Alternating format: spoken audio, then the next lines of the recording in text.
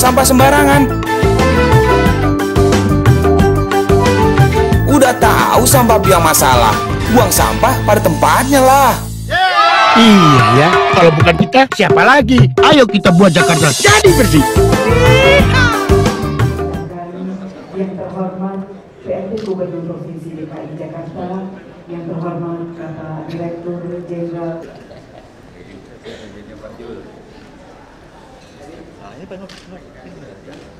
Sebagai ungkapan rasa syukur kepada Allah Subhanahu wa Ta'ala, Tuhan yang Maha Kuasa, atas semua nikmat yang diberikan.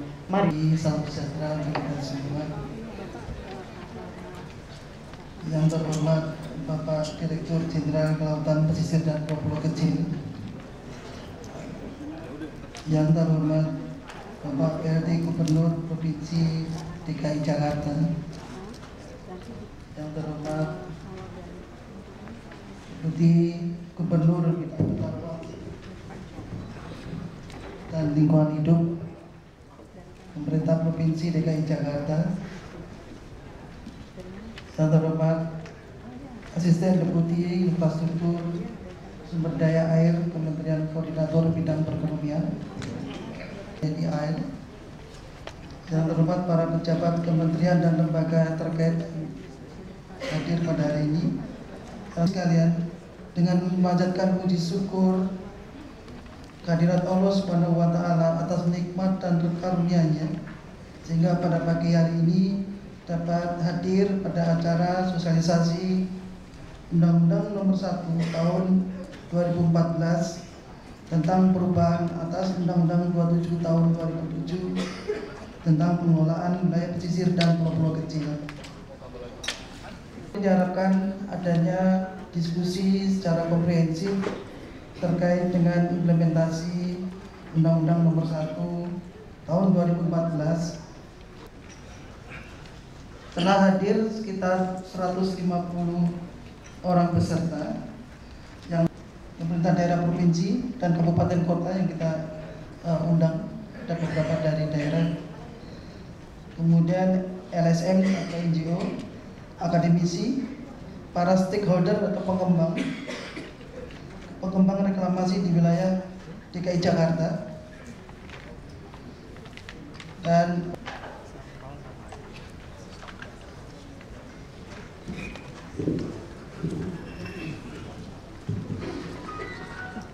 saya hormati Pak Dirjen Kelautan Pesisir dan Pulau Kecil Firman Saad. Saya hormati Sekjen Kelautan RI, tak datang ya. Tadi harusnya panitia ninggalin yang terhormatnya di meja terus supaya gampang. Karena protokol saya nyontek, salah lagi nyonteknya kan.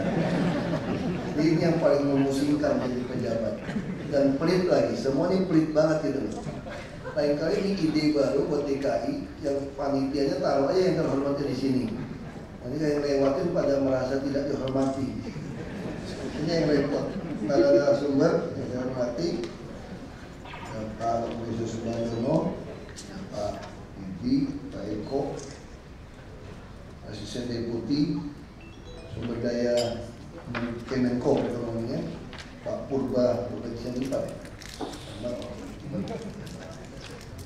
Kepala Dinas Kelautan Perikanan DKI, Pak Jarjamuni, para panelis, seluruh pejabat yang hadir, selamat pagi, salam sejahtera kepada semua. Juga para pengusaha, mohon maaf, saya agak grogi kalau baca yang terhormat ini. Tempat saya udah pusing. Ya, pertama tentu kami Pemprov DKI mengucapkan terima kasih kepada ide inisiatif dari Kementerian Kelautan, karena bagi kami sangat penting dalam menyusun perda zonasi ini. Dan harus dilatih. Oh, Prof. Silakan Pak. Selamat pagi Pak. Jangan minta maaf kalau terlambat Pak. Yang minta maaf DKI Pak, yang masih buat macet. Jadi kalau ada macet itu apalagi profesor kan datang macet, yang salah Pemprov DKI. Kalau di Jepang itu dosen yang ngajar itu bisa dihitung jam sampai naik kereta semua dihitung. Karena jamnya semua pasti. Di Jakarta nggak pasti semua, Pak. Tapi kadang-kadang kita bersyukur juga atas kemacetan. Malas ketemu orang alasannya macet tadi. Terlambat alasannya macet. Yang pertama kami berterima kasih untuk rencana membuat sebuah perda zonasi ini. Karena selama ini kalau kita tidak punya aturan yang jelas, dunia kita pasca reformasi terlalu banyak orang pintar, tanda kutip, pintar, kalau kampung saya bilang ini, pintar tidak ngajar, bodoh tidak nurut, kira-kira gitu. Membentuk LSM yang sakit kepala buat kita sebetulnya. Semua diprotes, tapi tidak ada solusi. Tapi tidak boleh. Jadi tidak boleh. Yang bolehnya seperti apa? Ini masalah. Nah, sama seperti kita DKI diberikan Kepulauan Seribu yang luar biasa sebetulnya, yang bersih segala macam, apalagi pantai yang Pulau Bira ya, udah dekat Belitung Timur lagi. Ujungnya Belitung Timur tuh Pulau Batu nih, udah dekat. Nangkap ikan bawal itu banyak sekali, kalau bawal putih semua pusatnya di sana. Ada banyak Pulau Seribu, nongkrongnya di pulau itu. Nah, kalau kita bisa susun dengan baik, dari sisi wisata, dari sisi apa, kita bicara reklamasi lagi. Jakarta dan Kementerian Koordinator Tekuinnya, kita ada Mbak Penas pengen membuat sebuah giant seawall. Kapan selesainya? Awal-awalan sih. 5 tahun aja, yang 17 pulau aja belum tentu beres. Nah, sekarang bagaimana kami ingin sistem zonasi bisa jalan dengan baik.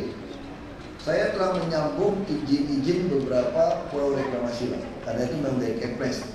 Tapi saya tambahkan kalimat yang berbeda.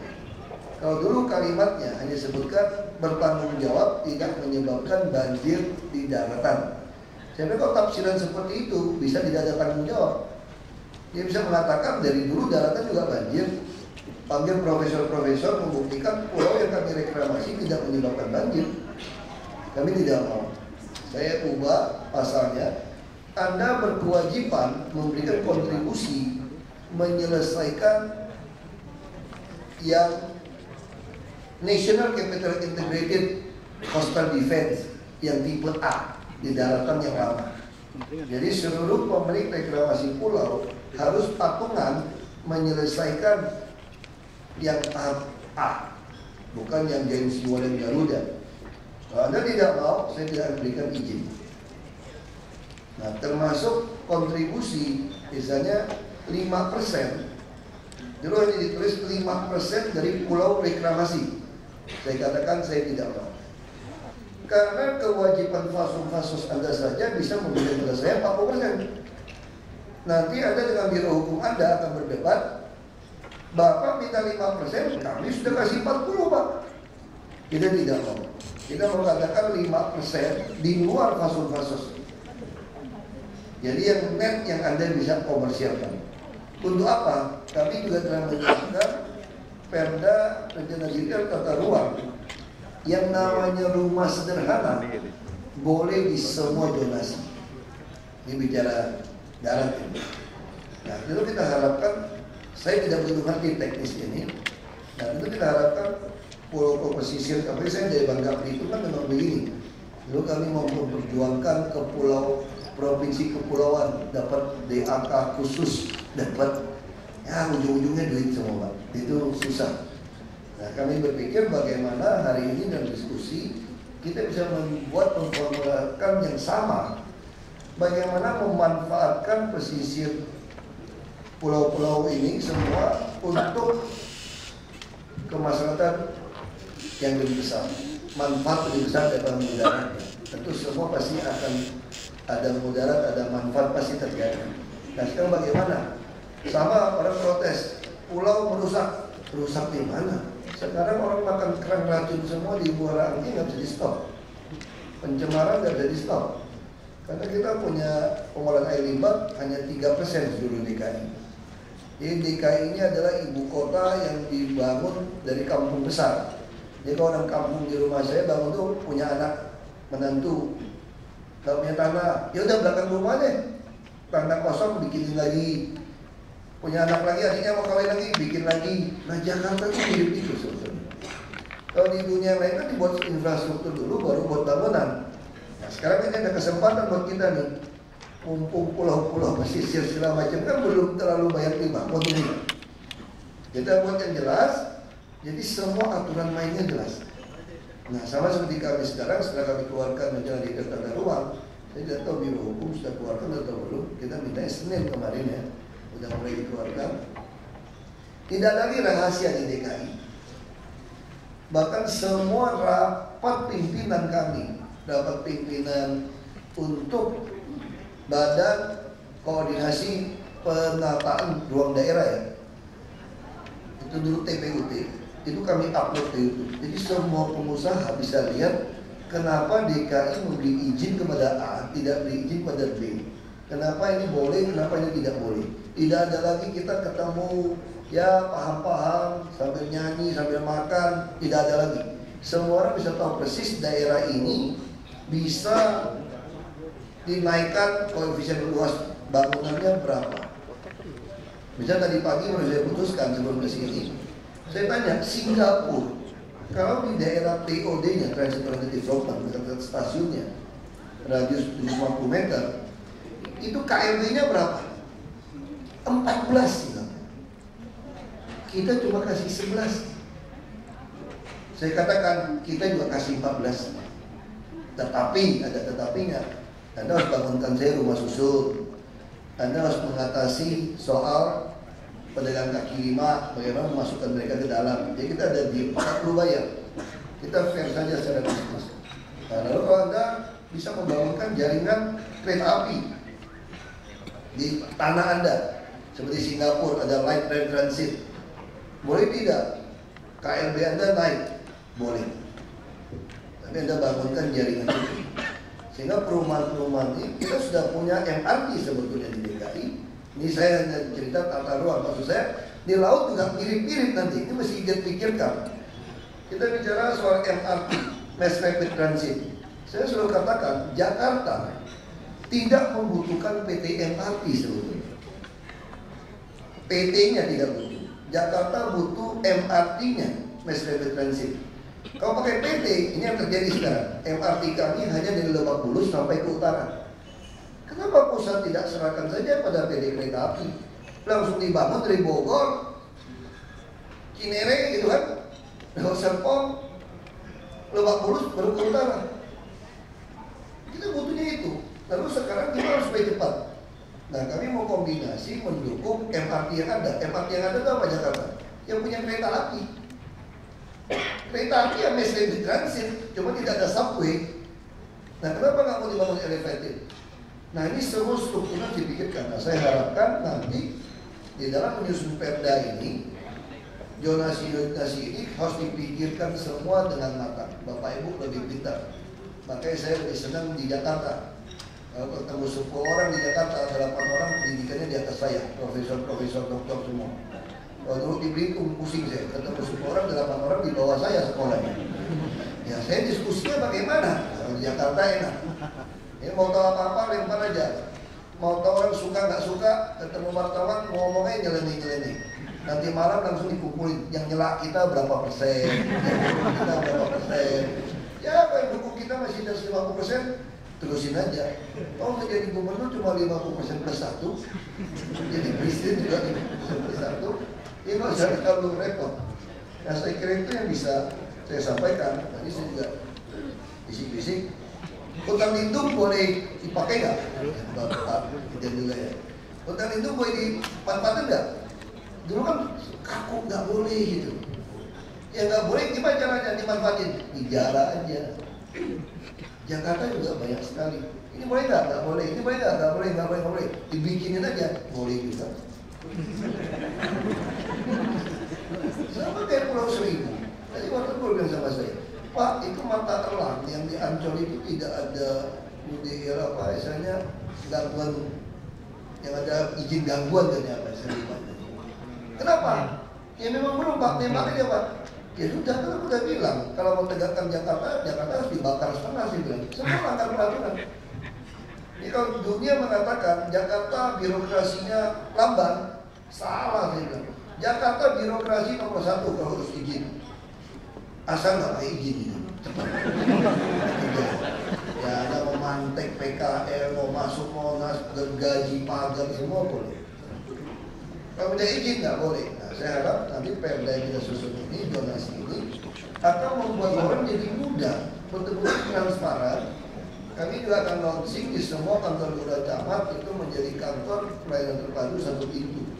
Ya nanti orang Jakarta mau urusan apapun, bapak ibu nggak ngerti pun tenang saja, tinggal datang, biar petugas depan yang pusing. Jadi dia yang jadi calo, jadi broker. Ya, kami kasih gaji yang baik. Ya selama ini kita yang pusing, kita urus. Nggak usah jauh-jauh. PNS di DKI yang berbeda SKPD. Kalau urusan pribadi ke SKPD yang berbeda, ngerti nggak ya? Titip ke siapa? Titip juga ke staf SMA. Lu bantuin, kamu urusin. Apalagi orang luar, bolak-balik dipipong terus. Ujung-ujung biro jasa juga. Nah, kami mau rubah. Kami mau membuat semacam biro jasa. Kalau bapak ibu mau urus apa aja, datang ke kantor kelurahan, kecamatan, sampaikan, minta formulir isi. Selebihnya biar dia yang pusing, terus dicatat, nanti tinggal lapor pada kami. Nah, nanti juga kami sekali lagi harapkan semua perda yang dibuat juga ada sanksi. Sanksinya jangan dipilih di HP gitu. Coba lihat Monas, berdagang di tempat terlarang didenda minimum 100.000 sampai 20 juta. Begitu ketemu Pak Hakim, dipilih masih Hakim. Kasihan mukanya, kasihan. Ya udah deh, 100.000 deh. Dia bayar preman semalam 100.000. Kamu nangkap dia seminggu sekali. Ya udah, aku juga pakai cara preman itu angkutin aja barangnya. Gak usah dipiring, angkutin aja, dirampok aja. Nah, dia lapor polisi, saya paham lah bapak polisi. Masih lapor polisi, Pak, barang saya dijarah, dirampok. Di mana? Di Monas. Nggak mungkin di Monas kamu boleh jualan. Kira-kira gitu aja jawabnya. Ini konyol-konyol aja gitu. Jangan kerja seperti itu. Nah, saya cerita seperti ini, saya harapkan perda donasi ini harus sangat transparan dan tidak ada multitafsir. Multitafsir ini yang bahaya.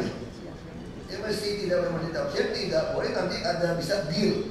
Ini abu-abu, tergantung ya berapa dekat Anda dengan saya, terus beberapa dekat saya untuk habisin lawan saya. Akhirnya barang yang kita ini tidak mendapatkan investor yang terbaik. Kita dapatkan apa? Yang teman dekat. Yang terbaik kita dengan perda yang abu-abu kita bunuh dia. Nah ini yang kita harapkan. Sehari ini Bapak Ibu di sini, saya mohon maaf nggak bisa lama-lama di sini. Saya harus dengan Pak Dirjen. Nanti yang mudah Pak Dirjen dengan pengarahan. Sekali lagi selamat mengikuti acara sosialisasi supaya bisa dapatkan yang terbaik. Terima kasih.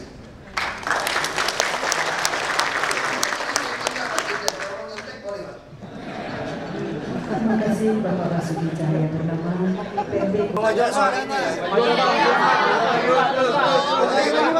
Pak, maju lagi Pak. Yang lain. Ya, pada donasi ya sama seperti rencana detail tata ruangnya darat sebetulnya. Jadi bayangkan DKI dari dulu nggak pernah ada perda donasi darat nggak pernah dikeluarkan. Apalagi yang laut, darat aja boro-boro. Darat aja baru minggu ini Senin mulai dikeluarkan, diberlakukan. Ya kan? Nah, padahal kekayaan kita yang lain itu di mana lagi? DKI ini kaya. Semua properti dikuasai orang. Kita masih ada ruang udara, ada ruang bawah tanah. Satu lagi yang mana? Yang paling kaya lagi, ruang laut sebetulnya. Nah, jadi ini harus dimanfaatkan. Ini kita terima kasih lah Pak Dirjen. Ada undang-undang ini kita bereskan. Mudah-mudahan sebelum ganti masih dikebut ya nih, udah diformulakan nih. Nanti ganti menteri lagi, pusing lagi nih Pak. Cerita beda lagi tadi. Nah, kami yakin ganti DPRD yang baru pun kalau udah dibahas yang lama bisa ketemu nanti.